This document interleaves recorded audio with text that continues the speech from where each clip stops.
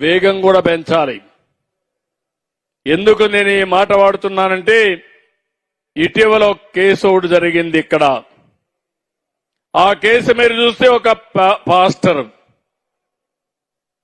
చనిపోయాడు. నేను కూడా బాధపడ్డా. చనిపోతే ఇది ప్రభుత్వమే చంపేసిందని నేరాన్ని వేయడానికి కొంతమంది దుష్ట శక్తులు ప్రయత్నం చేశారు. నేను మా పోలీసుని అడిగాను, నాకైతే తెలియదు ఆ పాస్టర్ ఎవరో, మీకేమన్నా ఐడియా ఉందన్నారు. మాకు కూడా ఐడియా లేదు సార్ అన్నారు. హైదరాబాద్ లో ఉంటాడు, రాజమండ్రికి వెళ్తున్నాడు. రాజమండ్రికి వెళ్లే ముందు ఆయన యాక్సిడెంట్ లో చనిపోయాడు. ఆ నేరాన్ని రాజకీయ ప్రత్యర్థులు కొంతమంది వాళ్లతో కలిసి నేరాన్ని ప్రభుత్వం పైన వేశారు. మా పోలీసుని అడిగాను, ఇమ్మీడియట్ గా చెక్ చేయమన్నాను. చెక్ చేయడం మొదలుపెట్టారు.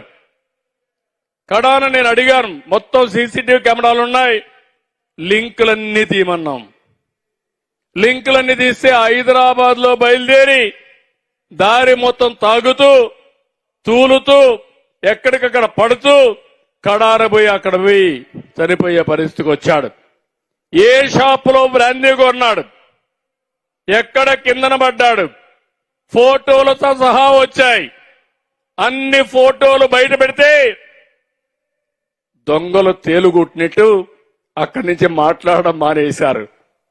నేను అడుగుతున్నా మిమ్మల్ని, అదే సీసీటీవీ కెమెరాలో ఆ దృశ్యాలు లేకపోతే ఆ నేరం ప్రభుత్వాన్ని, ఆ హత్య ప్రభుత్వాన్ని, ఆ తర్వాత ముఖ్యమంత్రి అతన్ని చంపేశాడని నా మీదనే పెట్టేసేవాళ్ళు. ఇలాంటివన్నీ ఉంటాయి. నేను అందుకే మీ అందరినీ ఒకటే కోరుతున్నా, ఏ నేరమైనా చిన్న నేరం గాని పెద్ద నేరాన్ని గాని తీవ్రంగా మీరు తీసుకోవాలి, అధ్యయనం చేయాలి. అన్ని కోణాల్లో మీరు ముందుకు పోతే అప్పుడే ఇది సాధ్యమని చెప్పి కూడా నేను మీకు తెలియజేస్తున్నా. నేను అందుకనే ఈరోజు నేను చాలా సార్లు చూశాను, ఒకప్పుడు నేరస్తులు రాజకీయాల్లో ఉండేవాళ్లు కాదు, నేరాలు చేసేవాళ్ళు కూడా రాజకీయ నాయకులు సపోర్ట్ చేసేవాళ్ళు కాదు, భయపడేవాళ్లు. ఇప్పుడు బరిదిగించే పరిస్థితికి వస్తున్నారు. ఎందుకంటే మామూలు నేరస్తుల్ని మనం హ్యాండిల్ చేయొచ్చు, కానీ రాజకీయంగా ఉండే నేరస్తులైతే వాళ్ళకి సపోర్ట్ కూడా వచ్చే పరిస్థితి వస్తుంది. కానీ ఒకే ఒక విషయం ఈరోజు ఇక్కడ కోరుతున్నా, నేను ఎక్కడా రాజీ పడను. రేపు మా పార్టీ చేసినా మా మిత్రుడు పవన్ కళ్యాణ్ పార్టీ గాని ఎవరు మేము చెయ్యం. చేస్తే అలాంటి నేరస్తులకి పూర్తిగా సహకరించమని మరొకసారి మీ అందరికీ విజ్ఞప్తి చేస్తున్నా. మాకు స్టేట్ ఫస్ట్, ప్రజలకు ఎక్కడ కూడా అసౌకర్యం కలగడానికి వీలు లేదు. రాష్ట్ర భద్రతకే మా ప్రాధాన్యత. అందుకే నేను మిమ్మల్ని అందరినీ కోరుతున్నా, ఇటీవల కొన్ని చూస్తే నాకు ఆశ్చర్యం వేస్తుంది. లేడీ డాన్స్ తయారైపోయారు. మహిళల్లో ఈ రౌడీలుంటారు నేను ఊహించలేదు. మనుషులు కూడా చంపేసే పరిస్థితికి వస్తున్నారు, చంపించే పరిస్థితికి వస్తున్నారు. పెద్ద పెద్ద నాయకుల్ని మేనేజ్ చేసే పరిస్థితికి వస్తున్నారు. అవన్నీ చూస్తే నాకే ఆశ్చర్యం వేస్తా ఉంది. 5 ఏళ్లలో ఎంత పతనావస్థకి వెళ్లిపోయావని. మామూలుగా లేడీస్ అంటే నాకు చాలా గౌరవం, వాళ్ళు ఎప్పుడు రారని. అలాంటి వాళ్ళను కూడా అడ్డం పెట్టి గంజాయి గాని ఎక్కడికక్కడ రౌడీజం చేయడం, భూ కబ్జాలు చేయడం, ఇవన్నీ చేసే పరిస్థితికి వచ్చారు.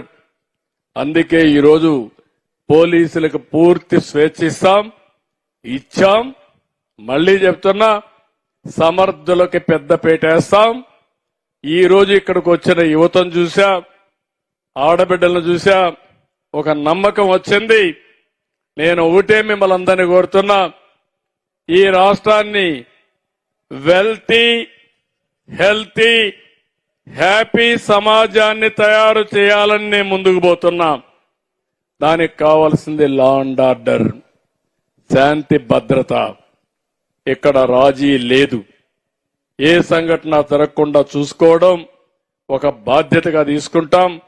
అలాంటి పవిత్రమైన కార్యక్రమాన్ని నేను తీసుకున్నప్పుడు మా యువ కిషోరాలు, యువ పోలీస్ పూర్తిగా సహకరించండి. మీ గౌరవాన్ని పెంచే బాధ్యత నాది, ప్రజలకు రక్షణ ఇచ్చే బాధ్యత మీదని మరొక్కసారి మీ అందరికీ విజ్ఞప్తి చేస్తున్నాను. చేస్తారా అని మిమ్మల్ని అడుగుతున్నా. నమ్మకమా అని మిమ్మల్ని అడుగుతున్నా.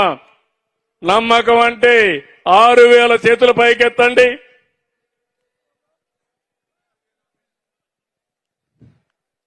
ఓకే, శబాష్. ఏమమ్మా, మీ పిల్లలకు కూడా మీరు బాగా నేర్పించారు. బాగా చదువుకో, నీకు సహకరిస్తాం. మీరు తిండి తినకుండా పిల్లలకు తిండి పెట్టి చదువు ఖర్చులిచ్చి వాళ్ళని బాగా చదివించారు. విలువలు కూడా నేర్పించారు. పోలీస్ శాఖకు ఆ విలువలు చాలా ముఖ్యం. అలాంటి విలువలు పాటిస్తారని చెప్పి ఆశిస్తూ చాలా మీటింగులు చూశాను. కానీ ఈ రోజు మీ మీటింగ్ చూసిన తర్వాత, మీతో మాట్లాడిన తర్వాత నాకు ఎంత ఆనందంగా ఉందంటే తట్టుకోలేకపోతున్నా. అంత ఆనందం ఉంది నాకు గాని, మా మిత్రుడు పవన్ కళ్యాణ్కి గాని, అనిత గారికి గాని.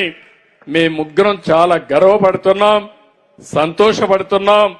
ఒక మంచి కార్యక్రమం చేశాను అని ఆనందం మాలో ఉంది. దీనికి కారకులైన మిమ్మల్ని అందరినీ అభినందిస్తూ మరొక్కసారి మీ అందరిని ఒకటే కోరుతున్నా, బాగా చదువుకున్న పిల్లలు అక్కడితో ఆగిపోవద్దండి. మీరు ఎంటెక్ చేసి కానిస్టేబుల్తోనే సరిపెట్టుకోవాలనుకోవద్దండి. ఇది మొదటి మెట్టు మాత్రం. కష్టపడండి. నేను కూడా మీలాంటి సాధారణ కుటుంబంలో పుట్టిన వ్యక్తినే. ఈరోజు సుపరిపాలనకు నాంది పలికి ఒక ముఖ్యమంత్రిగా సుదీర్ఘంగా ఉన్నానంటే అది నా పట్టుదలే కారణం. పవన్ కళ్యాణ్ గారిని చూశారు. ఆయన కూడా ఒక సాధారణ కుటుంబంలో, ఒక కానిస్టేబుల్ కుటుంబంలో పుట్టి తర్వాత వాళ్ళ తండ్రి కూడా పైకి వచ్చారు. సినిమాల్లో బ్రహ్మాండంగా రాణించారు. ప్రజాసేవకు ఇప్పుడు వచ్చారు. డిప్యూటీ సీఎంగా అయ్యారు. ఈ విషయాలు మీరు గుర్తుపెట్టుకోవాల్సిన అవసరం ఉంది. మనుషుల్లో శక్తులున్నాయి. ఆ శక్తికి సానబెట్టిన ప్రతి ఒక్కరు కూడా రాణిస్తారు. సానబెట్టడం ఆగిపోతే మీకు నెక్స్ట్ స్టెప్ కనపడదు, అక్కడే ఉండిపోతారు. ఇది గుర్తుపెట్టుకోవాల్సి కోరుకుంటూ మరొక్కసారి అందరికీ మనస్ఫూర్తిగా కంగ్రాచులేషన్ చెప్తూ, అభినందనలు చెప్తూ, అందరినీ కూడా అభినందిస్తూ, మీ అందరికి కూడా నాకంటే చాలా మంది పిల్లలు కాబట్టి నిండు మనసుతో ఆశీర్వదిస్తూ all the best, congratulations, good luck and also happy life. తొందరలోనే న్యూ ఇయర్ వస్తా ఉంది. Happy new year. అంతలోనే మళ్ళీ హ్యాపీ క్రిస్మస్.